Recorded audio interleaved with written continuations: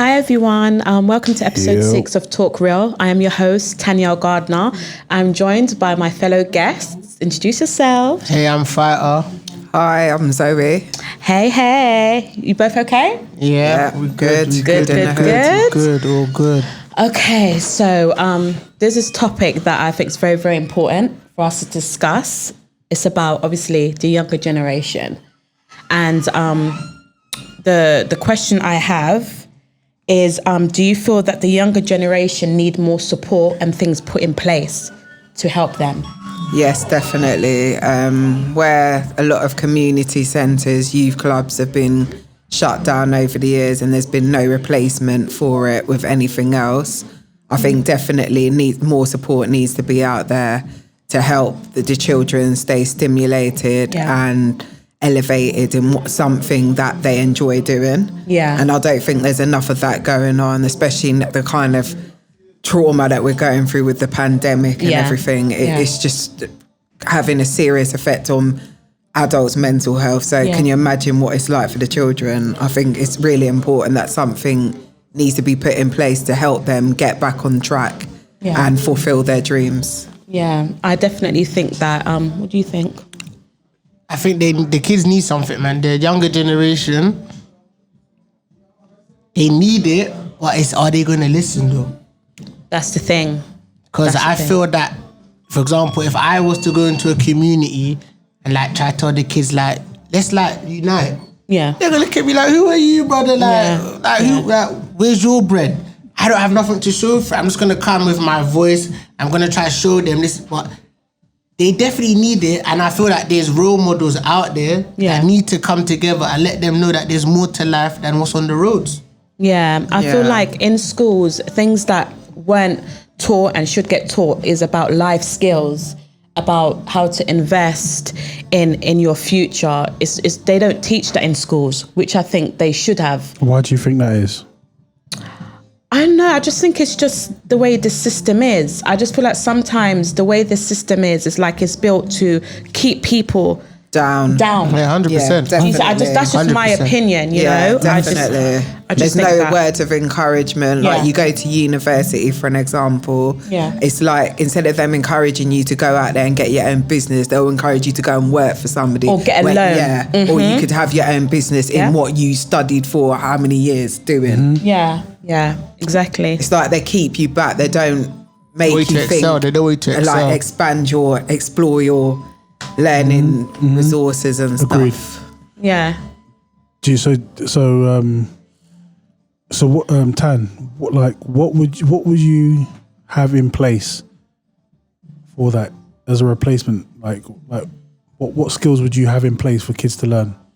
I personally would put a lot of key workers in place in all boroughs, all over schools, to actually give them, talk to each child individually, all over, to see what they want to do and get someone who's specifically trained in that specific in that field and push them towards it. I would get a lot more community centres. There's no community centres anymore. I grew up going to community centres and there's none of those. I would, if it's let's say it's like an 18-year-old, if there's a lot of apprenticeships, I'll get someone who see whatever they want to do. And I'll make sure I push them, make sure I assign everyone with a mentor that can help them, not just going and getting into debt. Because when you get into debt, it's another problem. It's another obstacle, it's another issue. Give a lot of funding that they probably don't have to pay back, or even at a certain amount of time, then they can. Do you see what I mean? I'll just set up so many different workshops as well. Workshops definitely. And people that generally, because there's so many people that want to help the youth. And it's true, like what Fighter was saying, is that, it's just about, you could just say this to the youths, that, oh, come on, unite, you've got so much potential, because every individual breathing on this earth has so much potential. But that's what they don't understand though, Tan. They don't understand that, for example, let's just say trapping. It's an entrepreneur. You work for yourself. So I've always said, if you are a great trapper, or you trap, or you do whatever you do, do you know that you've got entrepreneurship skills? So now that you know that you can sell your product or whatever you need to do, why don't you go build something and build something that you know that, if you could do if you're jogging and do what you're doing, Why can't you go build up your own little thing and sell that? Because if you know you can make bread from doing what you're doing, then you should know that you've got entrepreneurship mind, got entrepreneurship skills. Go and put your money, invest your money and put it into something that you need to do. But then again, coming from, I would say, us, no one, the generation ain't gonna listen to us, and I feel that the generation don't have no respect. Because growing up, if you used to say something to me as a big man, I'm listening. Yeah, I have to listen. But nowadays, these kids, they ain't got no respect, so they ain't gonna listen to you, and you ain't got them as much money as them. Yeah, it's long, man. So, exactly. So because of trapping, it's kind of changed everything. You've got kids making £500 a week easily. Yeah. So when the first thing, as you mentioned, you know, me as a man, if I'm speaking to a 16-year-old, he's looking at me up and down. See if he's looking at me, he's checking my trainers. Yeah. He's checking if I've got a Moncler on. He's also checking if I've got a Rollie on or some type of AP. If I can't show that to him, he's like, big man. Disrespect. Like, it's like, what? You're not even making P out here. Get out of here, man. What can you do? See, it's a how can I put it? It's a cycle, because trapping is short term. 100%. Yeah. It's short term. Exactly. So I don't know how to do this, but I'm going to suggest it. Yeah.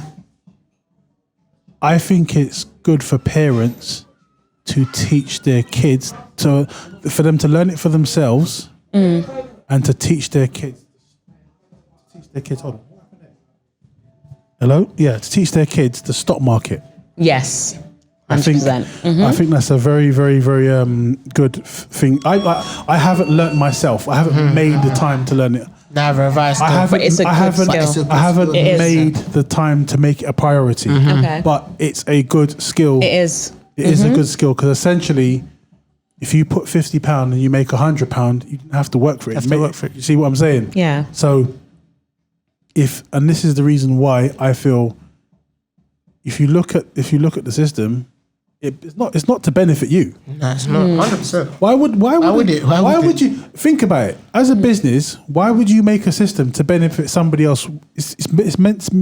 You make a system to benefit you. So when you actually think about it, of course they're going to make a system to not benefit us.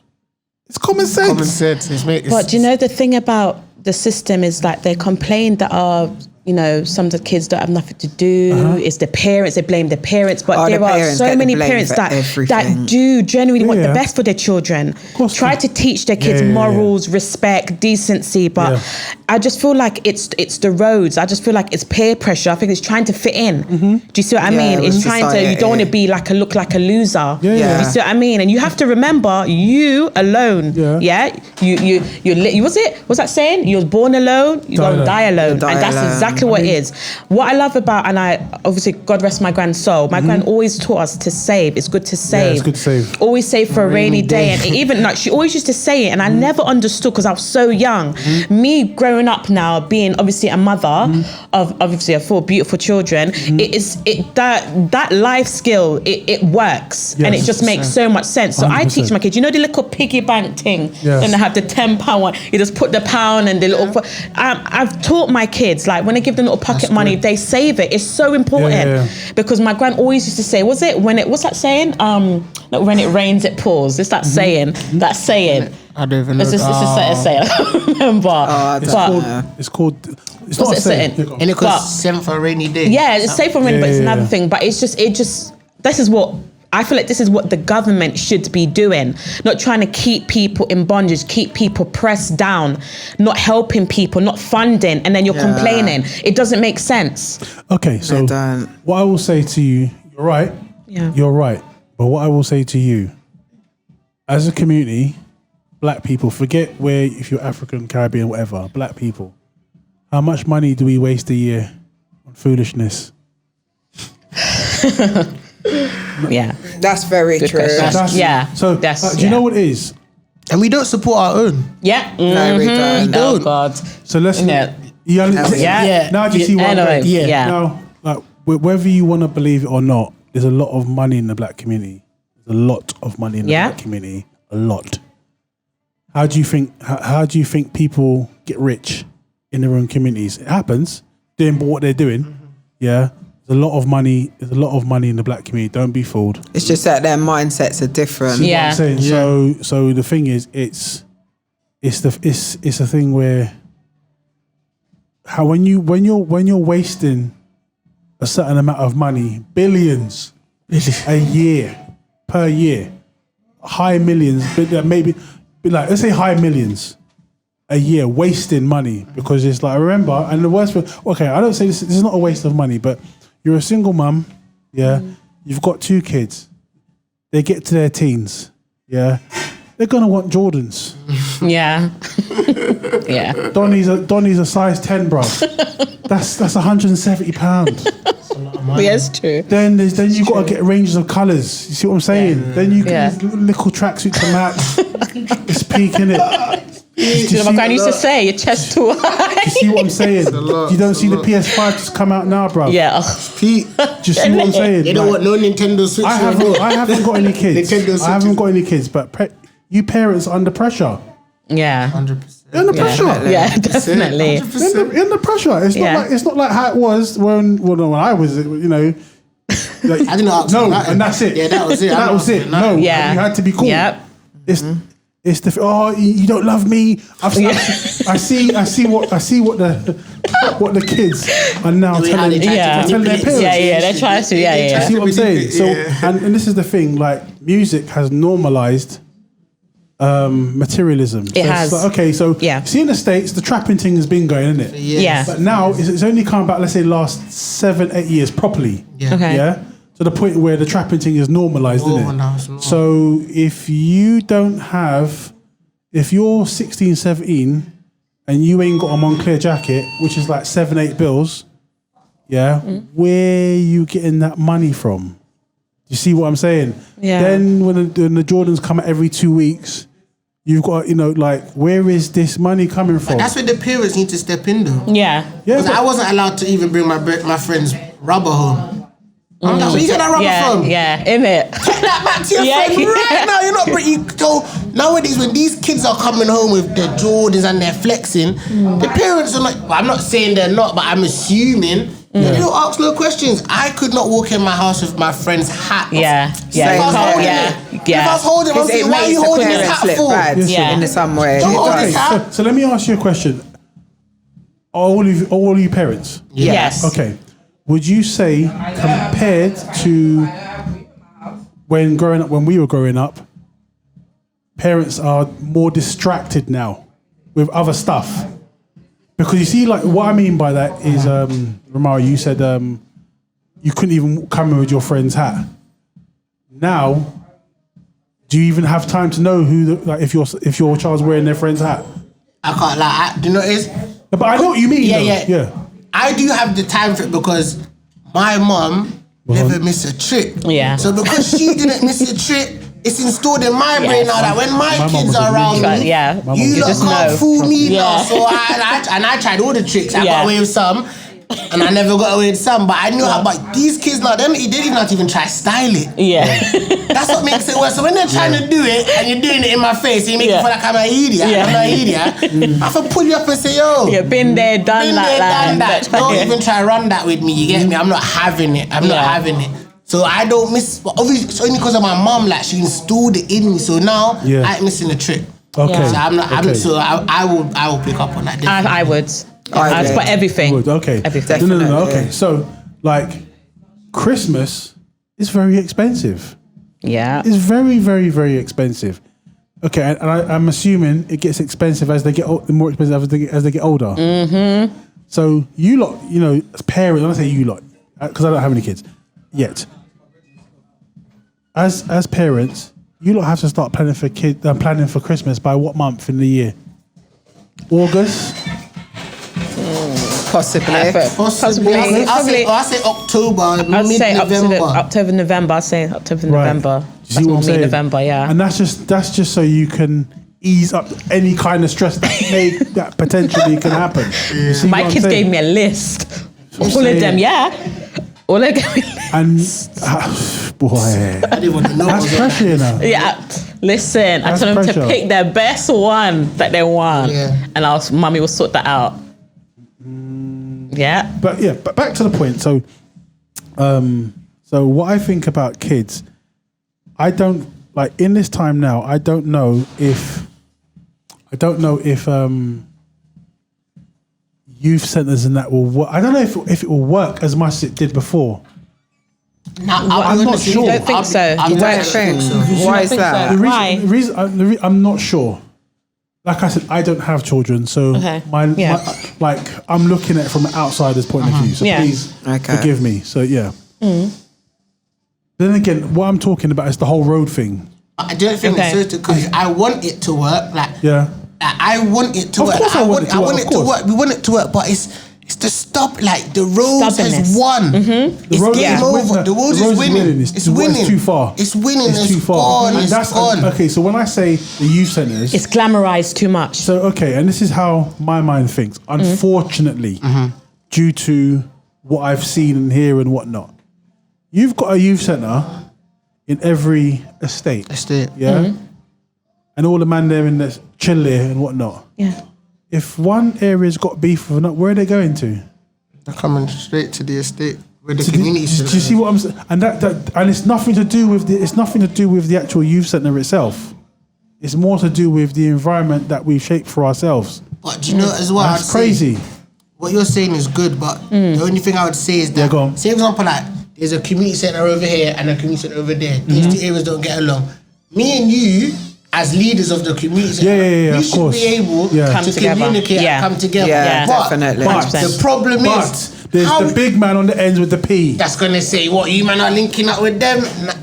It's gonna be and making them feel like they're wasting their time. It's peer pressure. I remember, and this is the thing, because in the black community, regardless of African or Caribbean, in the black community, you're judged by how much, especially as a man, you're judged by how much money you got. Everything is, we subconsciously do it.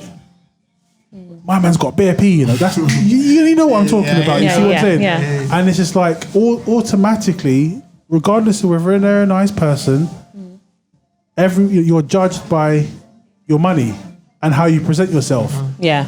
Rather than, does that make sense? So what I mean to say that is like you're more likely to give the big man on the ends more respect than your own dad. Fact. Yeah. Because especially if you like, you know, as a young man growing up, if you make the wrong choice, you see what I'm saying? If he's not around as much as he should be, or not around at all, you're left to the roads. And mum can only do so much. It's true. She don't know what you're doing. You go. There comes a point, like early teens, dad must take over. Yeah. In terms of having, especially with sons, must take, and daughters as well. Yeah. But you know, more like son has to take over. I agree with that. If you're not around, you know, this whole thing of it takes a community. Yeah, it takes a community, but if the community's not there to back your youth, and everyone else's youth, left to the roads. True. Yeah. I'm like, okay, I'm gonna keep real with you. Me, I had a split personality when I was younger. I was one way at home, one way at school. Yeah. Okay. These kids are one way everywhere. Everywhere. They're on foot. And do you reckon I feel like it's the parents, a lot of parents have lost the control. Yeah, because the control's gone. The kids are ruling the parents. Yeah, definitely. But that's down to the parents being at work all day, and a lot of the time they're not unaware of what's even going on in their own households because they're not there half the time. So I think this is where the kids end up running things. Yep. But not to sound like devil's advocate, but you know what? It's not even sometimes the parents' fault though. Because just imagine. It's not the parents' fault. No, definitely not. But it's a bit but people do blame the parents. And that's not fair. It's not fair. Yeah, definitely. The parents automatically fall into the firing line because it's their children. Yeah. It's not necessarily their fault. At the end of the day, what I learned from early, one of the key lessons I learned from when I was in school is you are the choices you make. And what I was taught was, hold on, you keep doing this expecting different results.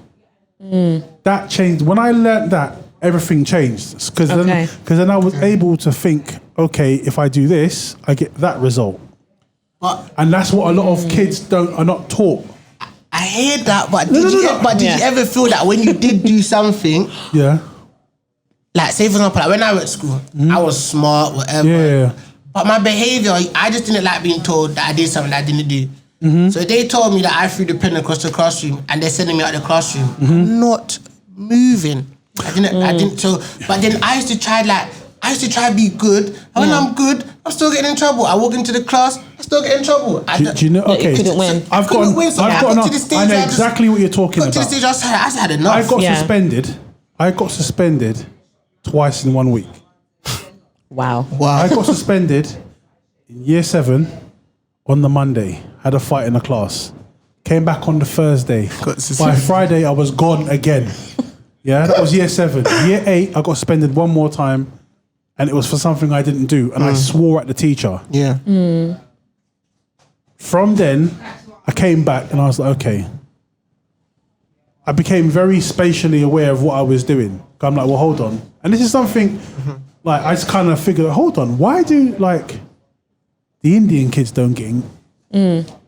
They're slightly busting jokes with man them. All the time, and man never got caught. But they don't get caught. Okay, so here's what I'm gonna do. I'm gonna literally, if the trouble is over here, I'm still gonna watch it, but I'm gonna go over there and watch it. I started to notice that I didn't get in trouble anymore.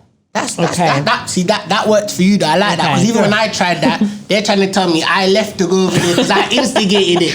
This time I was nowhere to do with it, and I'm still getting in trouble. That's the worst. I got people in my school that would vouch for me. Like there was days when I wouldn't do nothing. I was sitting there. I was like, you know, my mum said, do this, do that. I'm gonna get in trouble. I'm going to school. Put all my blazer. Next minute, I've gone into school. I know what this is the realest story ever. I've gone into school, worn full uniform, shoes, everything. I didn't do this. Got into the, why's your top button not done up? I said, my top button, I said, that's going to strangle me. Okay. Do you know I got suspended for not doing my top button? Okay, do you know what it is? Okay, God. no. But you see that's a different thing because now they're targeting black boys. Back then, I didn't even know about the targeting. I didn't even like them. They still do that. That's never going to stop. And it's a thing where, like, if you get the wrong teacher, who has some kind of agenda, like, he'll start taking out his frustration on you. And the thing is, like, another thing I learned is don't react. Quick question. Don't react. Hard not to, That's hard. Because a lot of it's very, very hard. It's very, very hard. Like, I really used to react to everything. Bro, trust me. The only reason why I react is because my mum told me to stand up for my rights in school. So guess what? So when I got in trouble, I knew that she's got my back 100. So I would say, she's telling me this. I'm riding it out because I know mumsy's got me. When I say don't react, my thing was react in a way where like diplomatic way. It's non-threatening. Because what happens is, it's like what they would do to us in school. It's like someone poking you in your ribs constantly. When no one's looking. And you ignore it, and you ignore it, and you ignore it. And as soon as you turn around and shout at them, it's like all of a sudden they play the victim card. But then the teacher's stupid because then you think to yourself like, why is someone just going to get up and start for no reason? Yeah, exactly. Yeah. But this is the thing. But because but they flip that. It's passive aggressive. It's like okay, they'll bait you because it's like one thing they know about black kids is that black kids don't have any bullshit. Yeah. Generally. None. Yeah. None. Yeah, Generally. they don't. None. You see what I'm saying? Yeah. None. If you're going to do something, we're going to react. 100%. So what they do, they probe you into getting you into that place. Yeah. You see what I'm saying? Once you're in that place, you're pretty much left to your own devices, and it's like, look at how he's behaving. I was a victim of that at school. I remember people deliberately doing things to provoke me, and then when I reacted to it, the teacher would go and report to my parents that I'm the problem, when really they're not seeing what's going on in the whole class. No, they see it, but because they choose to just try to turn a blind eye. See what I'm saying? So pretend like they don't see things. And this is the thing, and this is where, like, I believe it's subtle racism comes into play.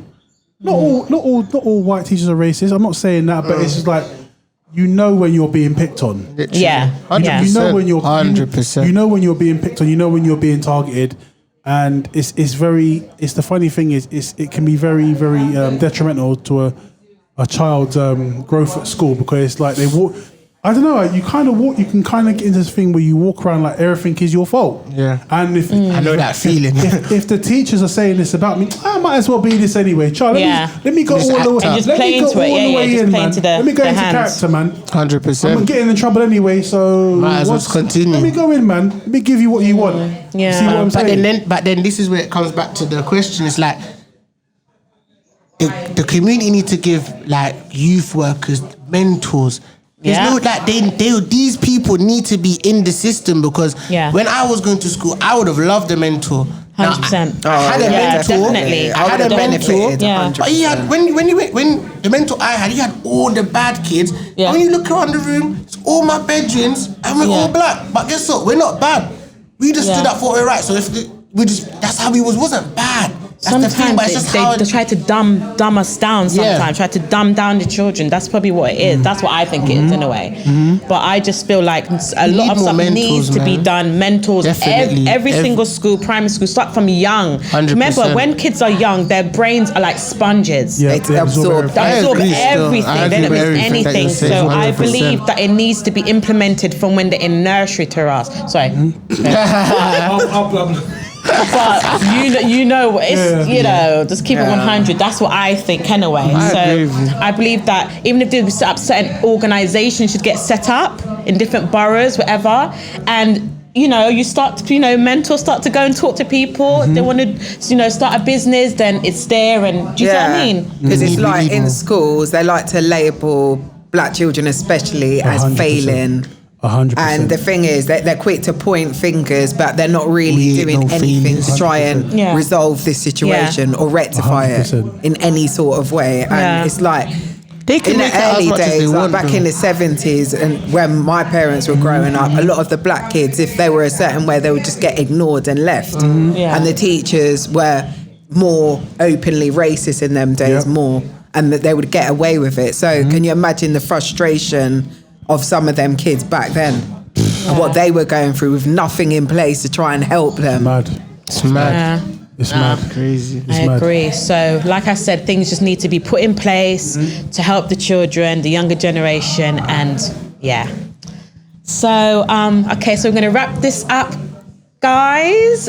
Thank you for tuning in. I'd just like to say a massive thank you to TT Seafood for allowing us to film this episode here. They are based on 263 High Road, Willesden. So get down here, guys. So thank you so much. Please like, share, subscribe. Thank you, guys. Thank you. Bye. Bye.